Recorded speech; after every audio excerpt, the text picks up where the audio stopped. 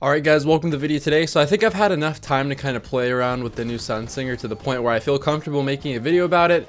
So in this video I'm basically going to be going over the refined melees, nades, the super, how everything feels as a whole, and kind of how I've been playing with it recently. I've been playing sweaties actually, surprisingly, and I've actually been doing pretty well with it. So I kind of just wanted to share my thoughts in this video and kind of how I've been playing with the class recently. So I hope you enjoy it. And yeah, let's get started. Alright, so starting off, I wanted to talk about the grenades, the melees, and how that all kind of ties in with the super. So I've been playing on this class for, how long has it been? 2-3 weeks, maybe a month now. And post-patch, I really haven't been that much into running Sunsinger, but I've definitely tried it out in Rumble, and a few days ago, I used it in a sweaty series against a clan called Think Again. And I actually ended up doing pretty well with it, and that's what kind of inspired me to make this video. Slowly, day by day, I find myself kind of just doing a little bit better with Sunsinger and kind of finding out how to play it better and better every day. So as far as the grenades go, they're not really something that you'd ever want to challenge a gunfight with anymore. I feel like the risk factor for you having to throw a grenade is a lot higher now, because before it might be kind of worth it, because if you get a tag on someone with a firebolt, you're going to win that gunfight no matter what.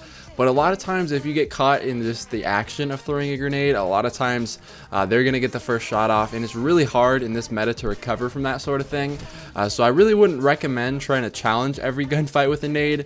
The main thing I like using them for is if I'm weak or I know someone's coming right around a corner, if they're going to shotgun me, I throw a grenade at the ground, because the radius and how it tags people isn't very consistent right now, and I just really don't find it that appealing to use when I don't know someone is going to be right in front of me. So I mainly just save it for if I know someone's coming right around the corner. I try to throw it, float up really quick, and then get a melee off. Before, you really didn't have to melee nade as much. A lot of times, this was pre-patch, by the way, so now it takes a half second to bring up your flame shield, and the flame shield is a lot weaker than it was at the start of Taken King. So at the start of Taken King, you could actually double melee people pretty easily. But what you're going to find now, if you go for that double melee on the Warlock, you're either going to get melted by a double melee by them before your flame shield goes up. But the more I think common case is that they're just going to one-shot shot you out of your melee. So you can't really be as aggressive with it anymore, which kind of sucks. And as far as the super, you pretty much always have to have your melee charged up, because I find myself just tossing nades too much, and the nades just don't tag people because of the poor pickup radius for the grenade. So as far as the super goes, I would only really pop it when you know someone's going to be right around the corner. Obviously, you don't want to pop it straight in the middle of nowhere and try to get a kill with it, or if you know someone's going to have the upper hand in that engagement, because it's really easy for them to just thorn you twice or hand cannon you twice and then shoddy melee you. But if you know someone's going to be right around the corner and you know you have your Scorch melee charged up, then that is a really solid time to pop the super. I feel like the melee is the one saving grace of this class. If the melee wasn't decent at all, I definitely wouldn't be using it. It still helps you a lot when you're winning melee fights. You can get a lot of double melee kills. But as far as the whole previous playstyle where you could just run around meleeing everyone, and specifically meleeing aggressive shotgunners, it just really doesn't work well at all. I've tried it before, especially when the nerf first came out. I tried to melee shotgunners and just get completely obliterated. A, because of the weaker shield, and B, which was actually a lot more common, the delay in the charge up of your shield.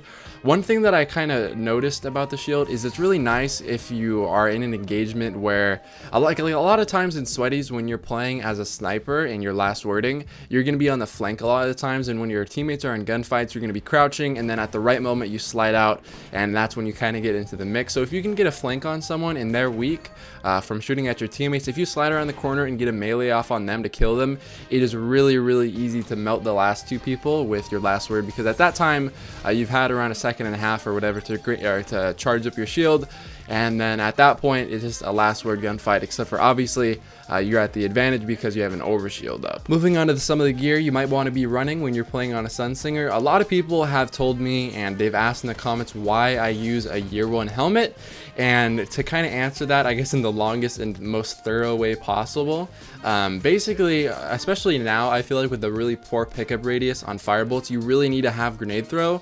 But at the same time, a really strong perk that comes with the Sunsinger is Flame Shield double meleeing people, and if you don't have increased melee attack speed, obviously you're not going to be able to do this. So what I've done, and what a lot of other people have done, you're probably going to see this in a lot of tournaments, maybe you've seen it in the past and you've been asking, or you've been watching some of my other videos, I'm not quite sure, and you've been wondering how/why I do this, if you get a year 1 helmet such as the Crota helmet, the Vogue helmet, I believe I also have it on the original Crucible helmet, you can actually get grenade throw distance as the perk to roll on helmets.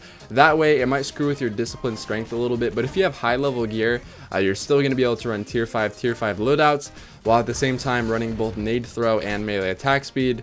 That's just kind of a personal preference. I really can't play without nade throw, and I feel like with the poor pickup radius on firebolts, it's necessary now more than ever. But nonetheless, hope you guys enjoyed the video, and I hope to see you guys in my next video. Peace.